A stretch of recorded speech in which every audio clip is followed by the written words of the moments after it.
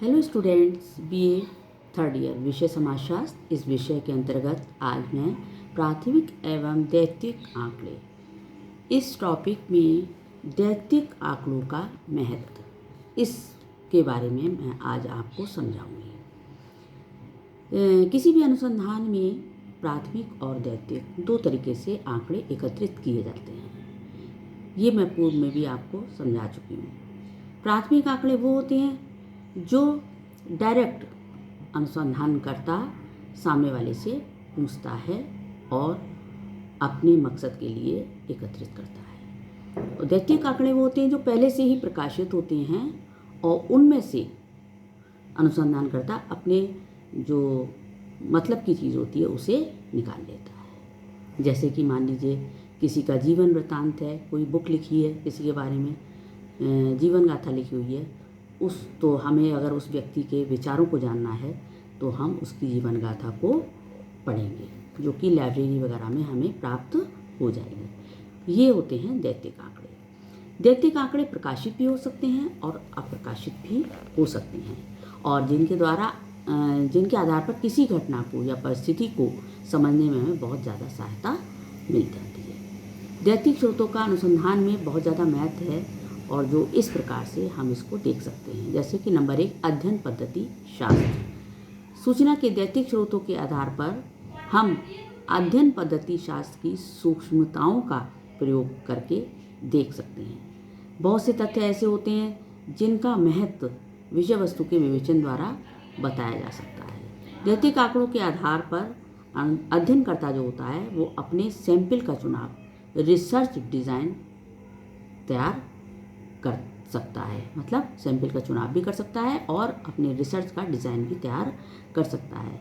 अतः दैत्यिक आंकड़े जो होते हैं अध्ययन की दृष्टि से बहुत ज़्यादा महत्वपूर्ण होते हैं। दूसरा है जीवन पद्धति। दैत्यिक तथ्यों का प्रयोग व्यक्ति के अध्ययन में सहायक होता है। जब हमारे अध्ययन की इकाई व्यक्ति होता है तो हम जीवन की पद्धति का प्रयोग करते हैं, और इस प्रकार व्यक्तिगत प्रलेख दैत्यिक सामग्री का एक महत्वपूर्ण अंग है। तीसरा है सिद्धांतों का निर्माण। दैत्यिक आंकड़ों के आधार पर अनुसंधानकर्ता किसी समान निष्कर्ष पर पहुंच जाता है। अगर वो निष्कर्ष समय और स्थान की दृष्टि से व्यापक और महत्वपूर्ण होता है तो उसके आधार पर समस्या के संबंध में किसी सिद्धांत की भी स्थापना की जा सकती है। अगला है समस्याओं का समाधान।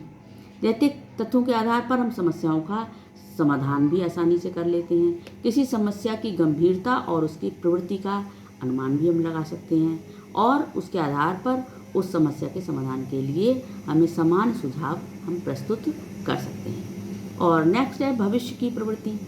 दैत्यिक तथ्यों के आधार पर जब कोई सामाजिक अध्ययन प्रारंभ किया जाता है तो उसके परिणाम स्वरूप सामाजिक प्रवृत्तियों की संभावना जो होती है वो बढ़ जाती है। जैसे उदाहरण के लिए 1931, 1941, 1951, 1961, 1971 की जनगणना के अध्ययन के आधार पर हम 1981 की जनगणना के बारे में अनुमान आसानी से लगा सकते हैं। अर्थात भविष्य की घटनाओं और परिस्थितियों के बारे में हम अनुमान लगा सकते हैं। और नेक्स्ट है उपकल्पना की परीक्षा।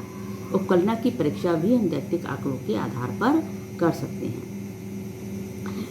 दैत्यिक आंकड़ों के आधार पर अध्ययन प्रारंभ करते समय हमने जो कार्यवाहक उपकल्पना का निर्माण किया है उसकी सत्यता का अनुमान हम लगा सकते हैं। दैत्यिक आंकड़ों की विश्वसनीयता और प्रामाणिकता दोनों ही जानने के बाद केवल उनका प्रयोग करने के आधार पर उपकल्पना की कुशलता का पता चल जाता है। और लास्ट है सामान्य निष्कर्ष।